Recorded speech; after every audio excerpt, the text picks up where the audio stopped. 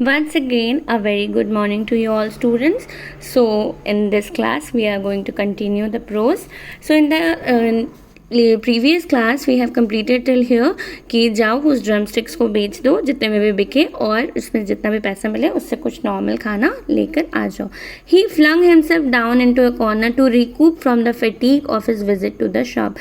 अब वो घर के एक कोने में जाकर बैठ जाता है ताकि वो इस गम से उभर सके. रिकूप मतलब उभर सके, फटीक मतलब ये जो उसको दुख हुआ था, उसकी जो इंसल्ट हुई थी शॉप में, उससे वो उभर सके, इसलिए वो एक कोने में जाके बैठ जाता है. His wife said, "You are getting no sauce today nor anything else." अब उसकी वाइफ बहुत ज़्यादा गुस्सा हो जाती है. ठीक है, उसकी वाइफ गुस्सा इसलिए होती है क्योंकि वो अपने हस्बैंड को भूखा नहीं देख सकती थी, लेकिन अब उसके पास कोई ऑप्शन नहीं था, तो वो गुस्सा हो जाती है और वो बोलती है कि अब तुम जाओ, आज तुमको सॉस भी नहीं मिलेगी, नॉर्मल खाना भी नहीं मिलेगा. I can't find anything to give you to eat. अब मेरे पास कुछ नहीं है तुमको खाने के लिए देने के लिए. Fast till the evening. अब जाओ शाम तक उपवास रखो. It will do you good. और यही तुम्हारे लिए अच्छा है.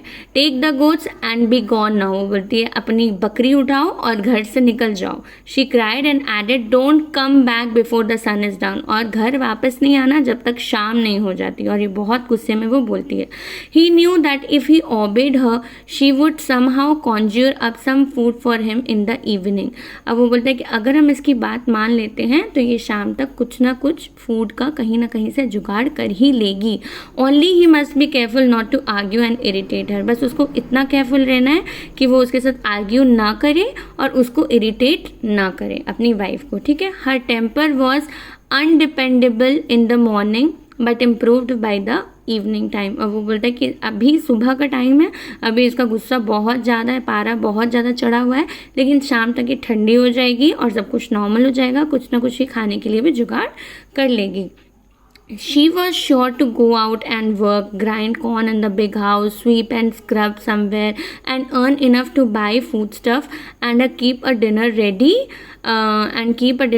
for him in the evening. अब उसकी वाइफ बहुत अच्छी थी, ये वो जानता था, तो वो बोलता है कि अगर हम आर्ग्यू करेंगे तो वो इरिटेट हो जाएगी और वो कहीं नहीं जाएंगे, बट हम उसे आर्ग्यू नहीं करेंगे. और मेरे को बहुत श्योरिटी है कि कुछ देर बाद वो क्या करेगा, वो किसी मतलब वो वहाँ का जो बिग हाउस है वहाँ जाके कॉर्न को ग्राइंड कर लेगी, किसी के घर में झाड़ू पोछा कर लेगी, स्वीप और स्क्रब, या कहीं ना कहीं से कैसे भी पैसे जुगाड़ करके कुछ ना कुछ फूड इकट्ठा कर लेगी कि वो डिनर के लिए फूड का अरेंजमेंट हो जाए. तो वो क्या करता है, उसका जो ऑर्डर रहता है उसकी वाइफ का, उसको ओबे करता है. Unleashing the goats from the drumstick tree, Muni started out, driving them ahead and uttering wear cries. अब वो अपने जो ड्रमस्टिक के ट्री से अपनी गोट्स को बांधा रहता है तो उनको अनलीश करता है, वहाँ से खोलता है और वो लोग को ले जाता है विद वियर्ड क्राइज लाइक चलो चलो चलो ऐसे टाइप का. ठीक है. From time to time in order to urge them on, ताकि वो लोग आगे बढ़ते रहें. ठीक है.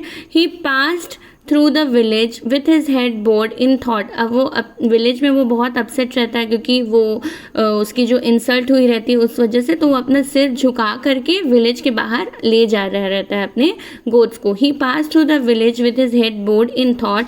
ही did not want to look at anyone or be accosted. अब वो किसी की तरफ देखना नहीं चाहता था और एकॉस्टेड मतलब किसी से बातचीत करना, किसी से मिलना जुलना नहीं चाहता था, वो अकेले रहना चाहता था. अ कपल ऑफ क्रोनीज मतलब होता है जो आपके पुराने क्लोज फ्रेंड्स रहते हैं ना, ओल्ड फ्रेंड्स, उनको क्रोनीज कहते हैं. तो जो उसके एक couple of cronies lounging in the temple corridor held him. और टेम्पल, वहाँ का जो टेम्पल रहता है उसके कॉरिडोर में उसके जो क्रोनीज रहते हैं ना, वो लोग घूम रहे होते हैं, तो वो लोग उसको देख के बुलाते हैं, मुन्नी कहाँ, कैसे, कहाँ जा रहे हो, ऐसे करके उसको बुलाते हैं. But he ignore their call.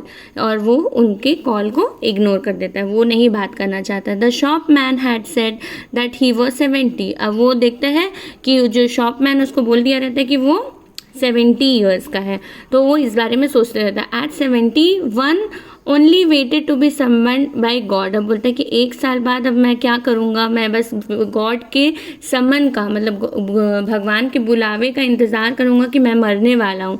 When he was dead what would his wife do. बोलता है कि जब हम मर जाएंगे तो मेरी वाइफ क्या करेगी अकेले. They had lived in each others company since they were children. अब बहुत पहले की बात है ये। तो पहले बचपन में ही शादी हो जाती थी, बाल विवाह, तो वो लोग बचपन से ही साथ में हैं, उनकी शादी हो गई थी। He had been told on the day of wedding, जब उनकी शादी थी उस दिन उनको बताया गया था that he was 10 years old, वो 10 साल का था मुनि, और उसकी वाइफ 8 साल की थी। प्रोजेनी नन, और उनके कोई भी दोनों के बच्चे नहीं हुए। अब वो सोचता है perhaps a large progeny would have brought him the blessing of the gods। अब बोलता है कि क्या पता काश मेरे बच्चे होते। लार्ज प्रोजेनी मतलब पहले के टाइम पे तो ज़्यादा 5, 6, 7 बच्चे भी होते थे। तो बोलते कि अगर मेरी इतनी बड़ी प्रोजेनी होती तो आज मेरे मतलब जो बेटी है वो मेरे घर में लक्ष्मी बन के आती, और मेरे बेटे जो होते हैं वो बड़े बड़े हो चुके होते, तो वो लोग मेरी टेक केयर कर रहे होते मेरे खाने पीने की, तो मेरे को इतनी मेहनत नहीं करनी पड़ती, इतना स्ट्रगल नहीं देखना पड़ता, और वो लोग भगवान की ब्लेसिंग बन के मेरी लाइफ में आते। Only on the outskirts did he lift his head and look up. अब जैसे ही वो गांव से बाहर निकल गया ना, आउटस्कर्ट्स में आ गया, वैसे ही वो अपना सिर उठाया और आगे देखा, नहीं तो वो अपना सिर झुकाया ही हुआ था। He urged and bullied the goats until they meandered along to the foot of the horse statue on the edge of the village. अब वो तब तक अपनी गोट्स को अर्ज करता रहा, मतलब आगे बढ़ाता रहा और बुली करता रहा,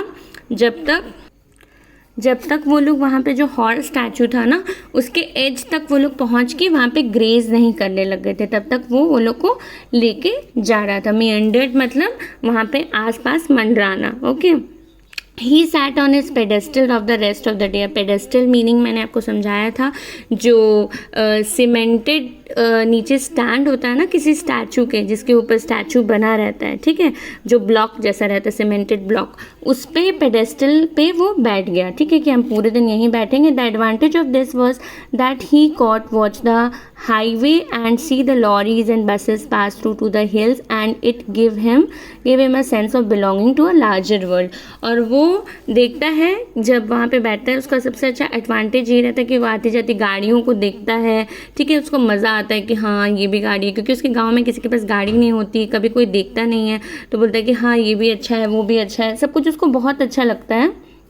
और वो एक मतलब ऐसा फीलिंग लेता है कि वो भी किसी बड़े शहर से या किसी बड़े देश से, किसी बड़ी दुनिया से बिलोंग करता है, जहाँ पे इतनी बड़ी बड़ी गाड़ियाँ हैं, ये सब है, और मैं सब कुछ एंजॉय कर सकता हूँ। The pedestal of the statue was broad enough for him to move around as the sun travelled up. और जैसे जैसे सन ट्रैवल कर रहा था ना, वो भी मतलब वो जो उसका पेडेस्टल था वो इतना ब्रॉड था ना कि वो आराम से उसके हिसाब से, मतलब उस सन के हिसाब से वो भी खुद को मूव कर ले रहा था, ठीक है। और कैसे मूव कर रहा था? वेस्टवर्ड, क्योंकि sun rises in the east and sets in the west. तो वो वेस्ट, जैसे जैसे सन वेस्ट की तरफ मूव कर रहा था तो वो भी वेस्ट की तरफ मूव कर रहा था, in order to take the shade of the statue, कि उसको छाँव मिलती रहे, ठीक है।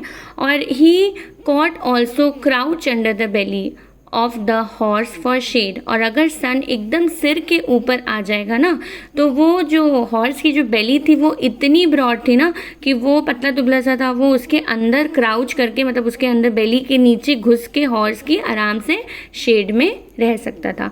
The horse was nearly life size, वो बहुत ज़्यादा ह्यूज और बड़ा था जो horse. Moulded out of clay, अब ये है डिस्क्रिप्शन ऑफ द हॉर्स, और वो कैसे क्ले में मोल्ड किया हुआ था उस हॉर्स को, क्ले से बनाया गया था। Baked, burned and brightly coloured, वो अच्छे से बेक किया गया था, वो धूप में रह के उसको बर्न करके अच्छे से पकाया गया था क्ले को, उसको और बनाया गया था। एंड ब्राइटली कलर्ड, और बहुत ही सुंदर से कलर किया गया था। And Rudyard its head proudly, वो अपने सिर को ना बहुत प्राउडली वो हॉर्स ऊपर उठाया हुआ था। प्रांसिंग इट्स 4 legs, प्रांसिंग मतलब एकदम प्राउड के साथ उसके दोनों जो पैर है ना वो आगे की तरफ उठे हुए थे। प्रांसिंग, जो हॉर्स है वो मतलब 2 पैर उसका ज़मीन पे और 2 पैर हवा में है, ठीक है, क्योंकि वो वॉर के टाइम का घोड़ा था, ठीक है। In air and flourishing its tail in a loop, और उसकी जो टेल है ना वो ऐसे ऐसे करके डिज़ाइन की गई थी, जैसे वो टेल घूम रही है एक लूप में, ऐसे राउंड करके उसकी टेल का डिज़ाइन था।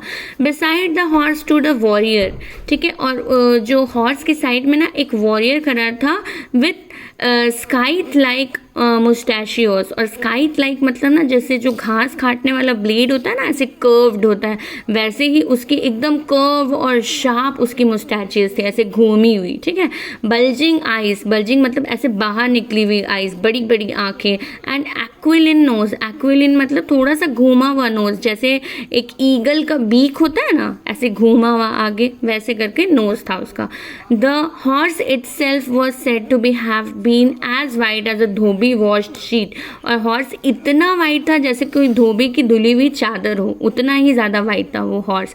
And had on its back a cover of pure brocade of red and black lace, और उसमें एक ना ब्रोकेड मतलब एक रिच फैब्रिक होता है जिसमें गोल्ड और सिल्वर का वो जरी का काम किया गया रहता है, तो उस बहुत ही महंगे कपड़े से उसको उसके बैक को कवर किया गया था हॉर्स के, ठीक है। Matching the multi coloured sash around the waist of the warrior, sash मतलब होता है जैसे कमर पे जो वॉरियर्स के कपड़ा बंधा होता है ना, वैसे वो जो वॉरियर था उसके कमर पे कपड़ा बना हुआ था जिससे जो घोड़े का जो फैब्रिक था ना वो मैच कर रहा था। तो just imagine the horse standing like this in 2 legs and very stylish and very बहुत ही अच्छा एकदम योद्धा वॉरियर उसके बगल में खड़ा हुआ है। But none in the village remember the splendor as no one noticed its existence. लेकिन आज तक किसी ने उसके स्प्लेंडर पे, उसकी खूबसूरती पे ध्यान ही नहीं दिया, क्योंकि कोई भी उसकी एग्जिस्टेंस को नोटिस ही नहीं करता था, सब उसको इग्नोर कर देते थे जितने भी लोग विलेज में रहते थे, क्योंकि वो आउटस्कर्ट्स में भी था, विलेज में भी नहीं पड़ता था। Even Muni who spent all his working hours at his foot never bothered to look up. जबकि मुनि उसके फुट पे पूरा पूरा दिन रहता था सुबह से शाम तक, लेकिन कभी वो सिर उठा के उसको बॉदर ही नहीं किया, कभी देखना ज़रूरी ही नहीं समझा। It was untouched even by the young vandals, vandals मतलब नोटोरियस किड्स, वो जो बच्चे बदमाशी करते हैं और सब जगह हर प्रॉपर्टी को, जो भी पब्लिक प्रॉपर्टी रहती है उसको ख़राब कर देते हैं, तो वो बच्चे भी इस पे ध्यान नहीं दिए कभी, और उनके हाथों से भी ये बच गया। Of the village who gashed tree trunks, ठीक है, जो गैश मतलब होता है make a long deep cut, जो कि ट्री के ट्रंक्स को भी नहीं छोड़ते, उसमें भी डीप कट बना देते नाइफ से। And try to topple of milestones and inscribe lewd designs on all walls, और जो माइल स्टोन्स होते हैं उसको क्या बोलते हैं, उखाड़ देना, और ट्रॉपल ऑफ मतलब उखाड़ देना, और जो वॉल्स होते हैं उसमें ना ल्यूड डिज़ाइन बना देते हैं वॉल्स पे, मतलब कुछ भी ऊट पटांग डिज़ाइन बना दो कि हाँ भाई हम कितना बड़ा आर्किटेक्ट वो कर रहे हैं, इसमें डिज़ाइन कर रहे हैं, M.F. हुसैन भी हमारे सामने फेल है।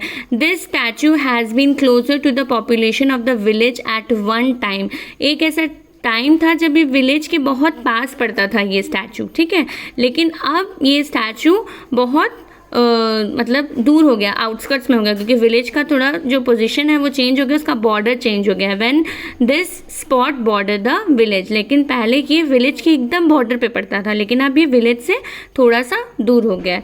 So we will keep till here अभी तक, और in the next class we are going to continue.